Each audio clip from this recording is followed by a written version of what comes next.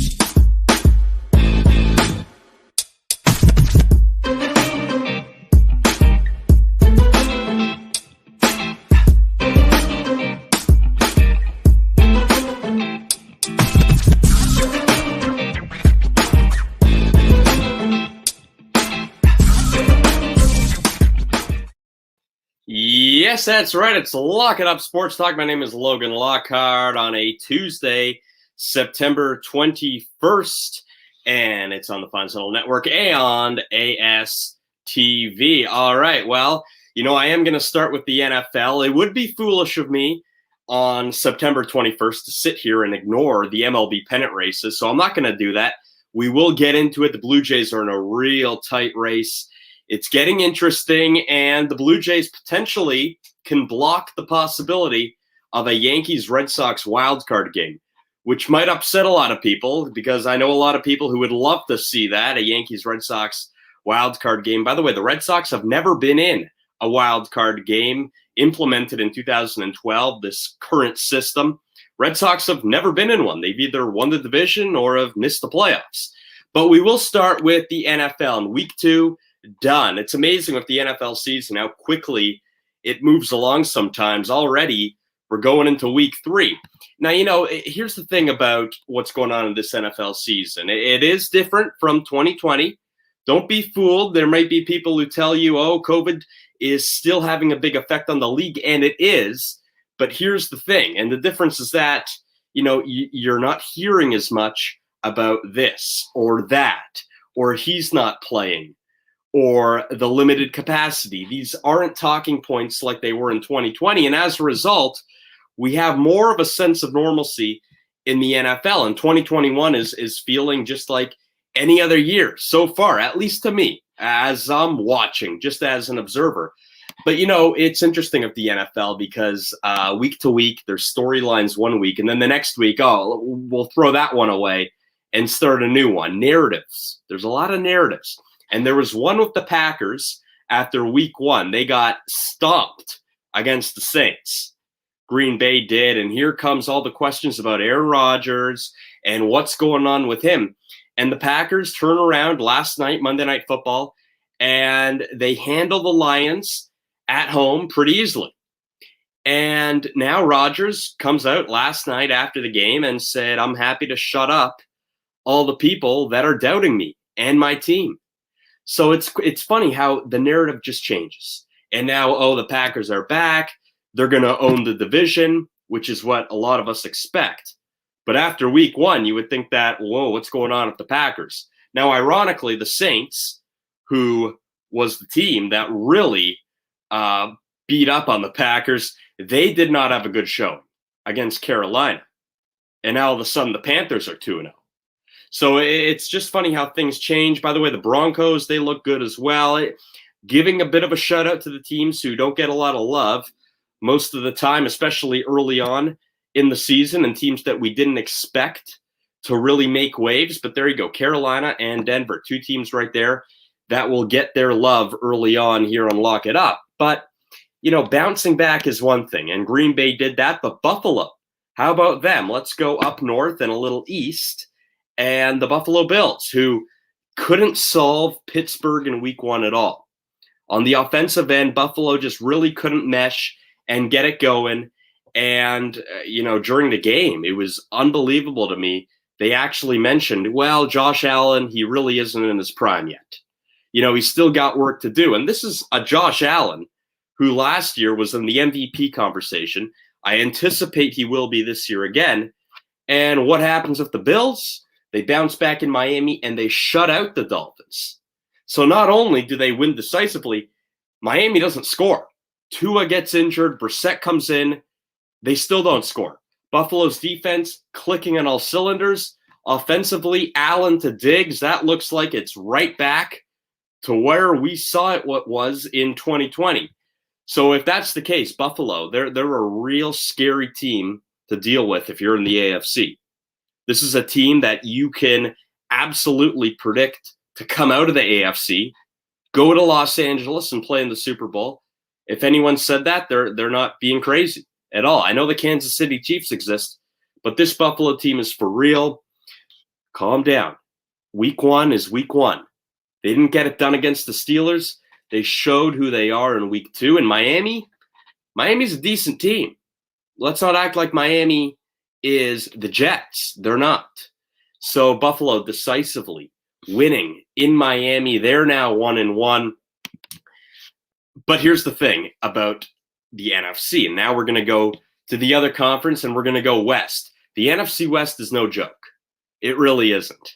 Okay, so we talked last year a lot about, the NFC West is the toughest division in football, this and that. There's little margin for error, and we're seeing it right off the bat. And going into week 3, I look at Seattle right now, who lost in overtime. That was a tough game to lose against Tennessee at home, but they did lose that game, and now all of a sudden they're 1-1. Everyone else in that division is 2-0. So now Seattle goes into Minnesota this week. That's a big game. I don't know if you want to go 1-2 in this division. I know it's early, but this division's no joke. So if you're going 1-2 early on, I don't know what to tell you because it's going to be real difficult. Arizona's looking real good. San Francisco, that was a bit of a Super Bowl hangover in 2020. They're back to kind of looking like where they were in 2019. Maybe not at that level, but pretty close. And then, of course, the Rams with Matthew Stafford. I mean, this is looking like a career year for Matthew Stafford if we're going to project and really look at what's been going on so far through 2 weeks. Stafford, that looks like a perfect fit with Sean McVay. And just like how the Bills are scary in the AFC, the Rams are scary in the NFC. Because Matthew Stafford, I mean, this is no young kid. He's been around, played all those years in Detroit, and now he comes to LA, and it looks like he's going to put together a career year. That's saying a lot. Okay, this isn't some kid in Matthew Stafford. Okay, so the Rams are a scary team. My point about all that is that the Seahawks need to win that game in Minnesota. The Vikings, they need to win that game too. That was a crushing defeat in Viking style, and I apologize, but we've seen this movie before with the Vikings.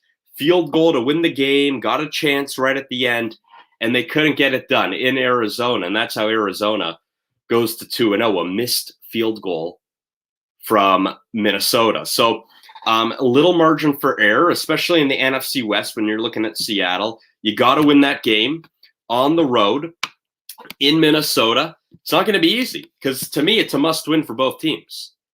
Minnesota at this point, you can't go 0-3. I mean, the possibilities of making the playoffs when you're 0-2 is one thing. 0-3, forget about it. So you do need to win that game. Seattle, they know what I'm saying. I'm sure they do, because you can't go 1-2 in the NFC West. That division's just too difficult. So I think an underrated big game there. Seattle and Minnesota might not get all the play and might not get all the picks for games of the week, but I think that's a under the radar game. at least for now. It might gain some steam as the week goes on here, but I think that's a big game in Minneapolis this week. Now, how about the East, the NFC East? It can't be any worse than what it was last year, right? Just can't be. Dallas, Philadelphia, Washington, New York. It was a game last year of who doesn't want to win the division. That's what it seemed like in 2020. But in 2021, the Cowboys look like they're rolling. Now, they almost won week 1 in Tampa. Everyone's saying that would have been a huge upset. I didn't see it that way. I think the Cowboys are well positioned this year. I think McCarthy in year 2 with Dallas, I think it's going to click more. And keeping Kellen Moore as the offensive coordinator, it really is doing wonders. And Dak Prescott, let's not forget, before he got injured, this was a guy looking like the MVP, potentially, of the whole league. So we can't forget that. They're healthy somewhat. DeMarcus Lawrence now injured. But the point is that Dallas, they go into LA to play the Chargers, and they win. And I know it was last-second field goal. It wasn't easy. But the Cowboys are showing signs that this is a different year than 2020.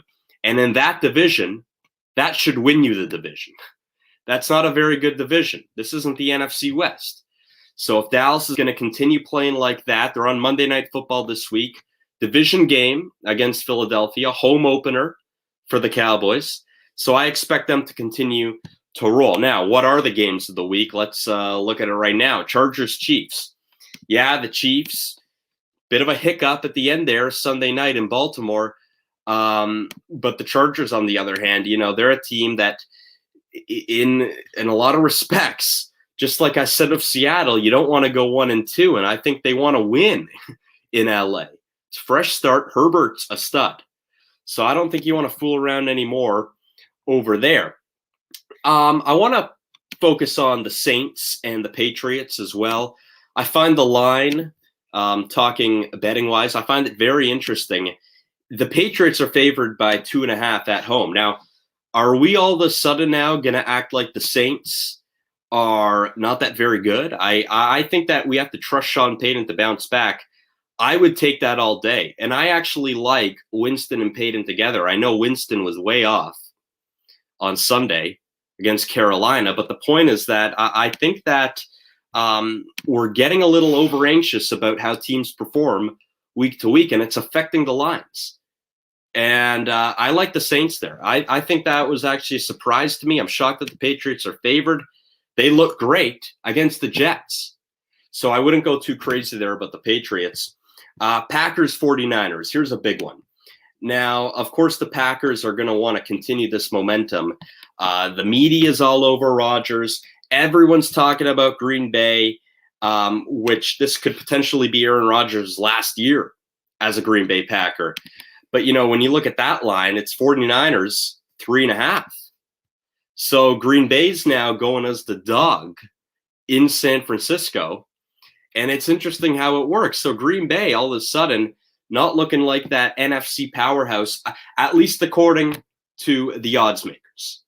That's all it is. That's an interesting line as well.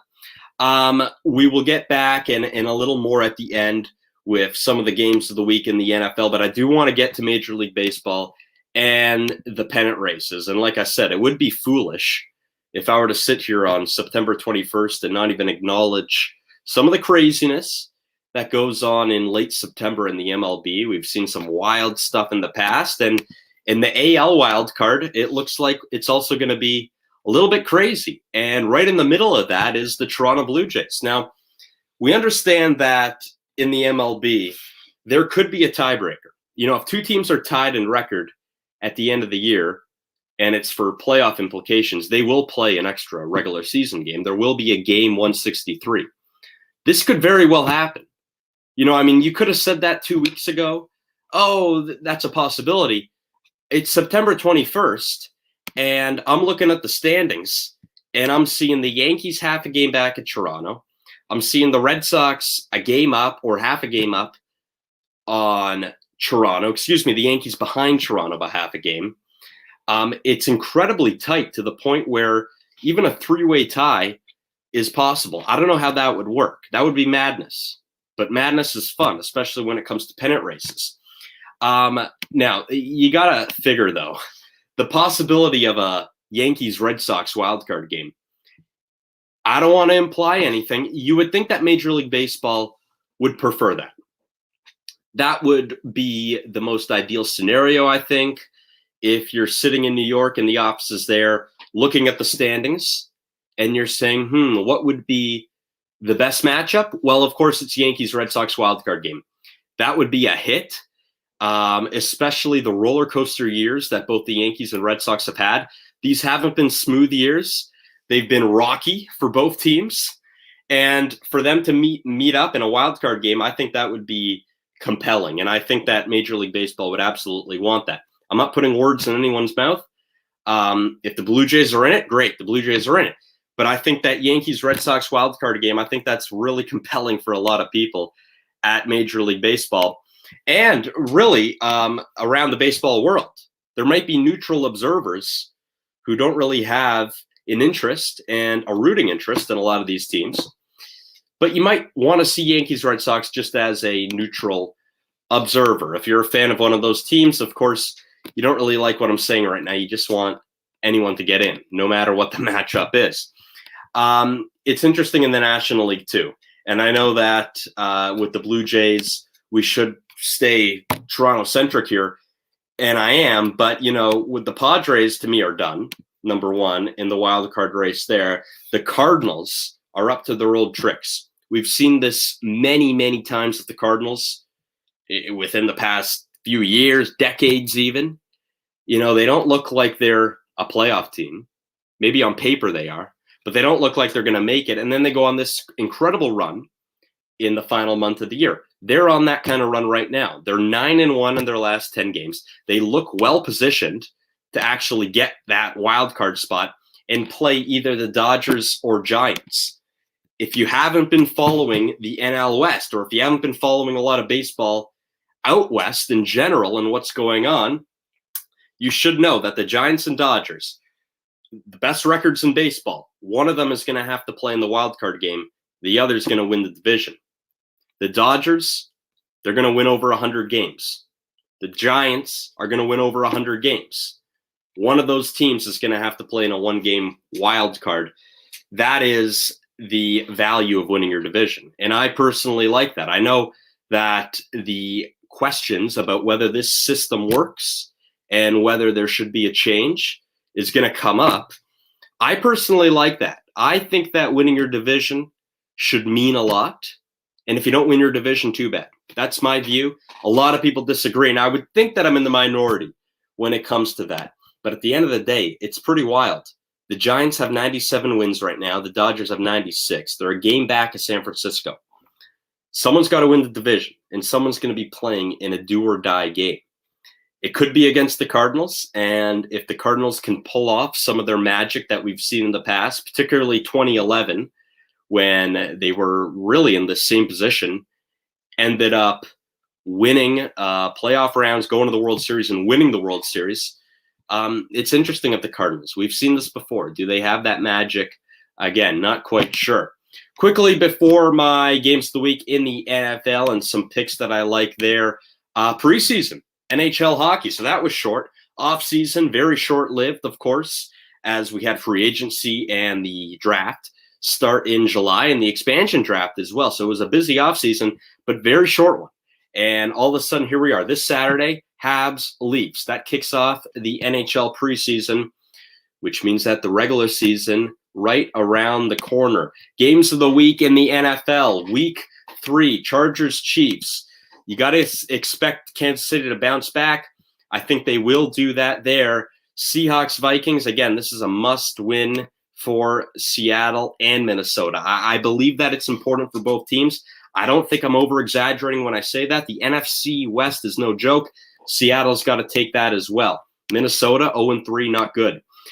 Saints Patriots. I like the Saints there. I think that the Pats favored by 2.5 is a little aggressive there for New England, and I would go New Orleans all day. Packers 49ers.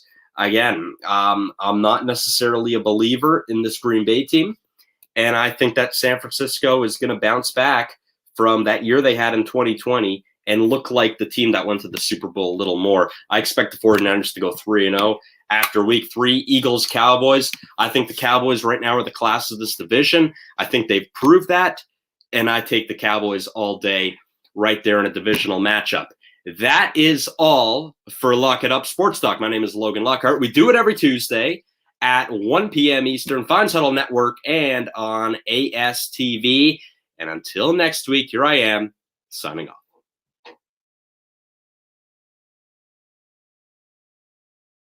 Make sure to check out our past shows from previous weeks on our YouTube, Facebook, or Mixcloud channels.